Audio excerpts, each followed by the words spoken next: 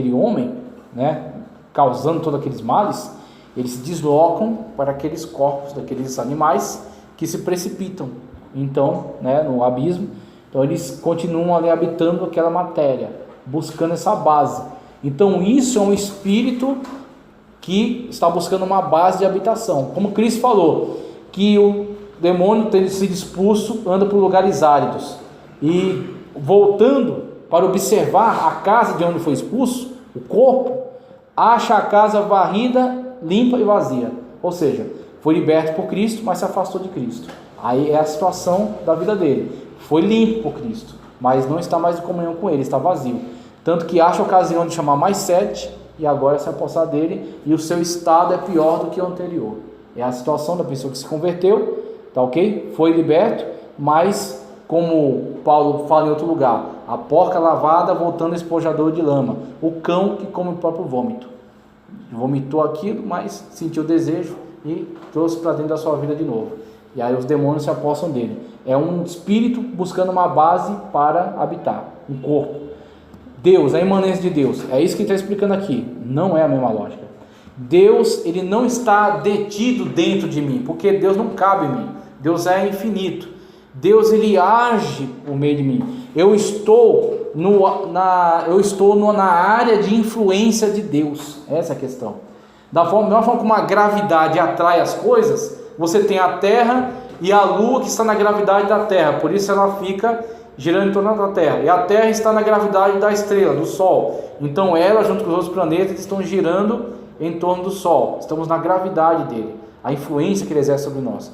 Nós estamos na gravidade de Deus.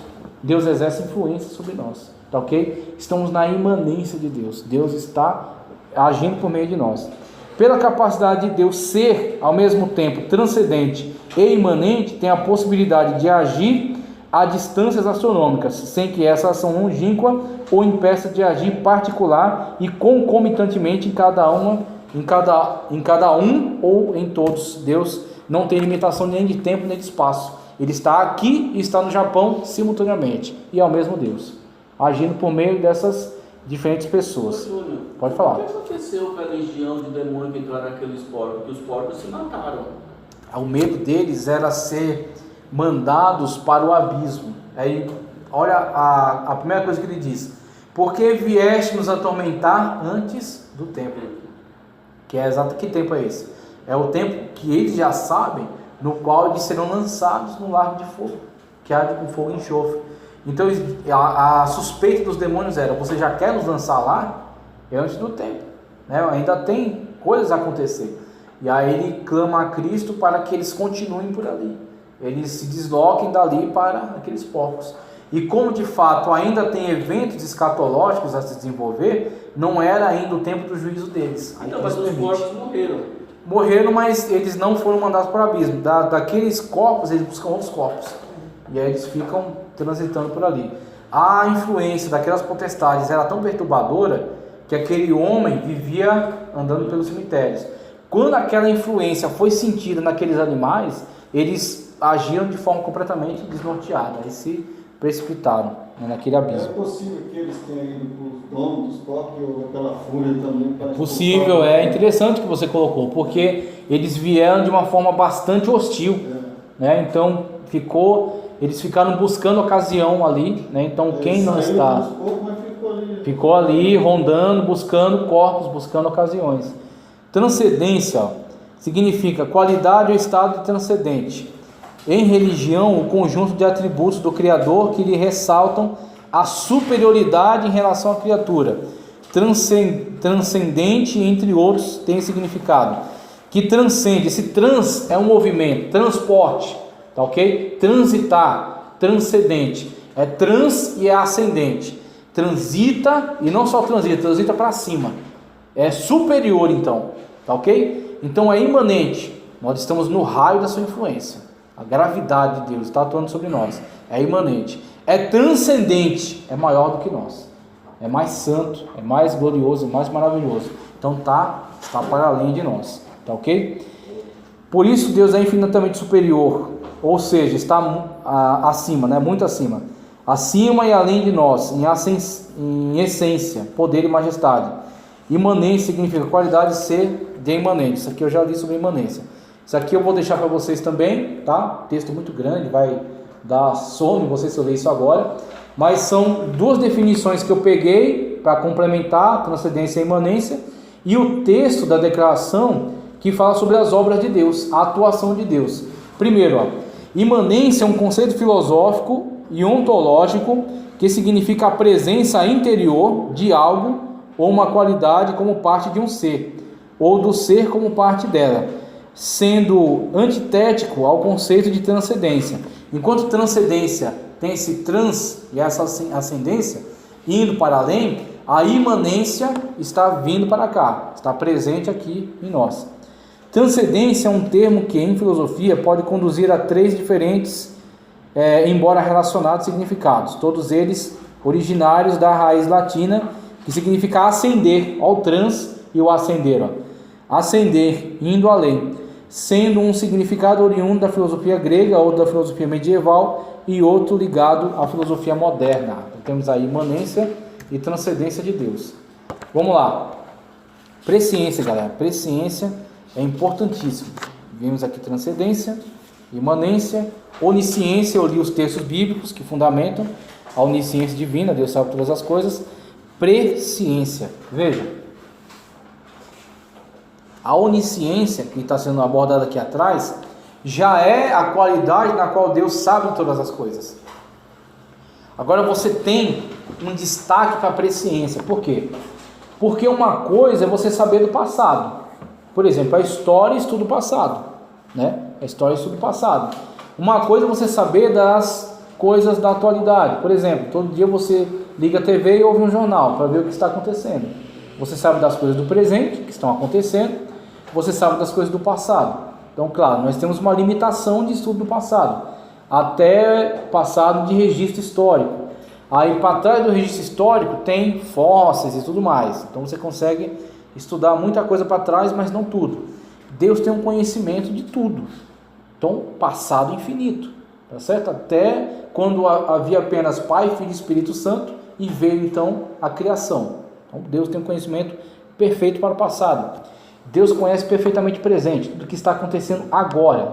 Agora existe um problema, um passo mais ousado, que é o futuro. Por quê? Porque para nós, que somos seres limitados ao tempo e ao espaço, estamos em algum lugar, ocupamos um espaço, estamos num momento, nós só temos presente e passado. O passado a gente se lembra, não existe mais, mas a gente se lembra dele.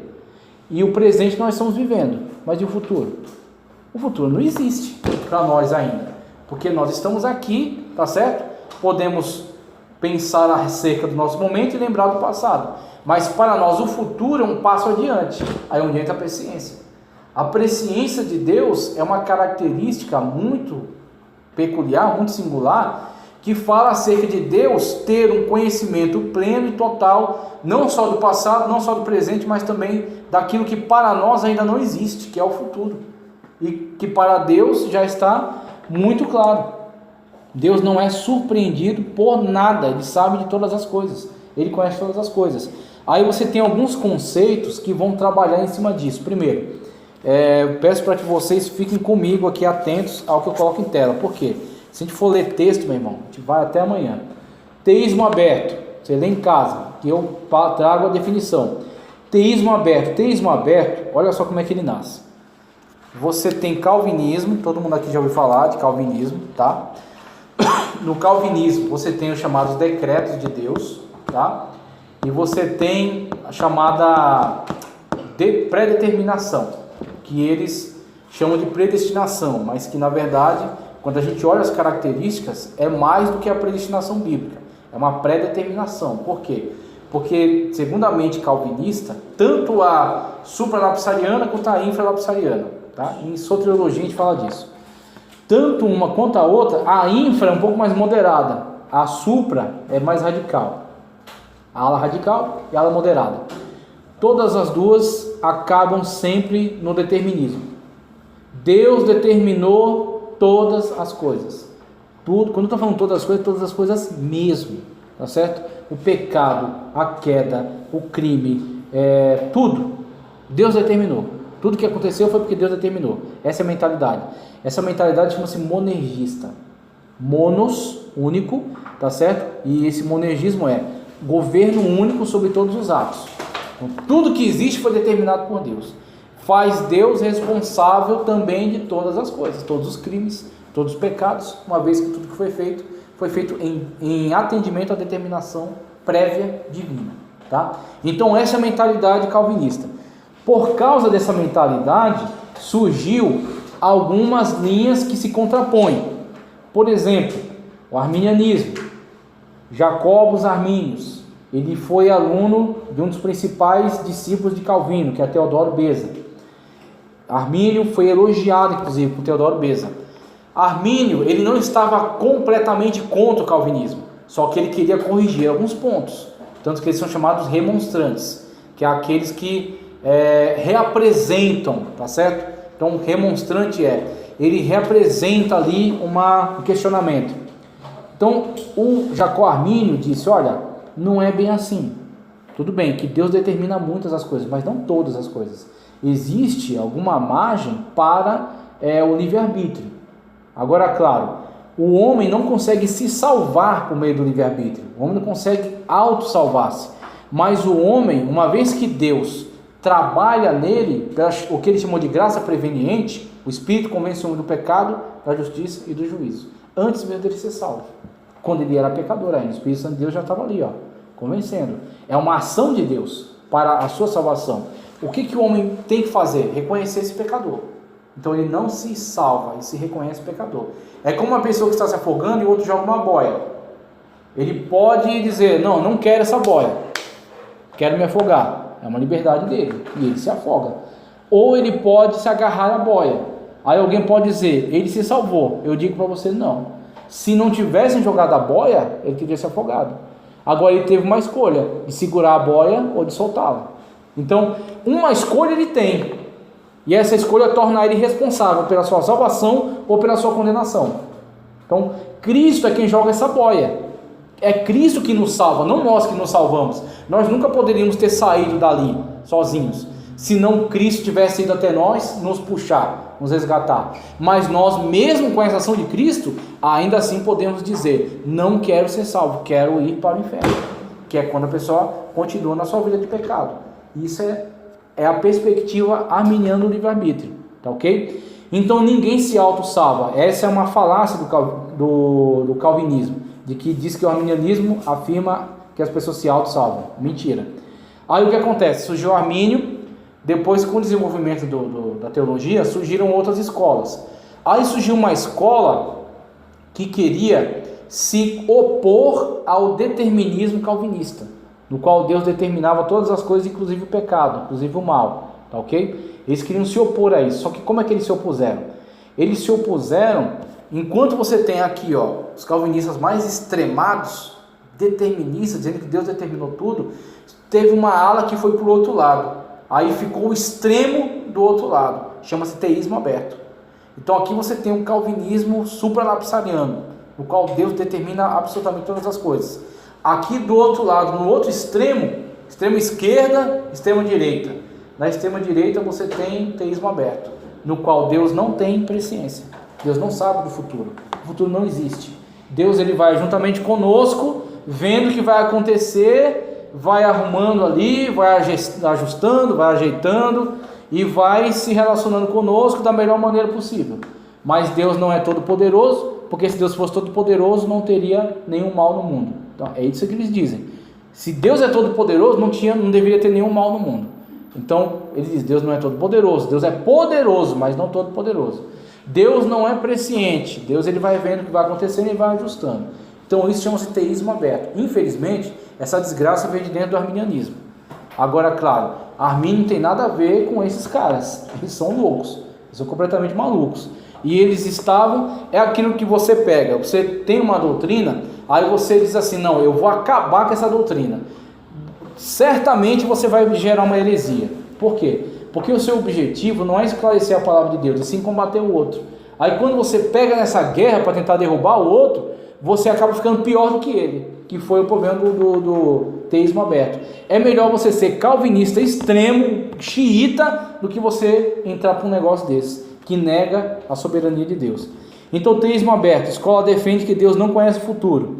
Teologia racional é simplesmente uma outra ala de teísmo aberto. Os caras querem fazer uma diferença, mas teísmo relacional é Deus, ele muito mais está preocupado em se relacionar conosco, no sentido de sofrer junto com os que sofrem, chorar com os que choram, ajudar os necessitados. Deus está muito mais preocupado com isso do que governar o universo. Então eles veem Deus numa pegada muito terapêutica. Então a grande preocupação de Deus não é governar a história para o seu desígnio, mas é curar as feridas, ajudar, né, nos sentimentos e tudo mais. Então o teísmo relacional, ele olha somente um aspecto de Deus, ele não olha Deus na totalidade. Que Deus em sua totalidade governa toda a história. Mesmo que você vê às vezes muito mal se multiplicando no mundo, mas Deus não perdeu o controle. Deus, ele está permitindo, e aí você entra a vontade diretiva e a vontade permissiva. Deus, ele permite muitas coisas, mas com já o pensamento, com a sabedoria, com a presciência de que ele vai trazer juízo no tempo determinado por ele. Então as coisas têm, é como no Antigo Testamento, em alguns momentos Deus dizia para um povo: tal povo encheu a medida dos seus pecados. Aí vinha um juízo. Por exemplo, Sodoma e Gomorra, a medida dos seus pecados já foi ultrapassada. Então Deus determinou juízo. Por quê? Aquele povo, ele está começando a irradiar este mal para todos os demais. Então Deus foi lá e trouxe um juízo sobre eles. Sendo que no futuro escatológico, Deus vai trazer um juízo sobre toda a terra. Então vai ter um limite também para o pecado de toda a terra. Então Deus vai governando a história. Deus vai governando. E aí você tem teísmo aberto, teísmo relacional, calvinismo, que eu expliquei, né? Arminianismo também, trouxe aqui uma explicação básica sobre ele. Presciência como atributo e ato. Presciência como atributo e como ato. Vamos ver. Aí você tem dois termos: prognosco, que é verbo, é ação, e você tem prognosis, que é substantivo. Prognosco é uma coisa mais natural, no sentido de que aquilo que você sabe de antemão é prognosco. Eu sei porque eu ouvi na internet, porque eu ouvi no rádio, ou li num site que caiu uma ponte, que ponte eu digo? Não vou dizer remédios para ele não ficar com medo. Caiu uma outra ponte aí, o Jaguaré, né? Para ele ir pelo outro lado. Então caiu a ponte do Jaguaré. O que eu vou fazer? Eu vou tomar a ponte dos remédios. Então, prognosco, tá? Presciência como verbo, como ação. Eu sei, eu fiquei sabendo que tem um problema ali, eu vou pelo outro lado. Agora, prognosis, aí onde entra substantivo. Substantivo é aquilo lá. Aquilo ali agora não é mais apenas uma ação normal, ele é um qualitativo específico. Aí prognosis como substantivo só Deus tem.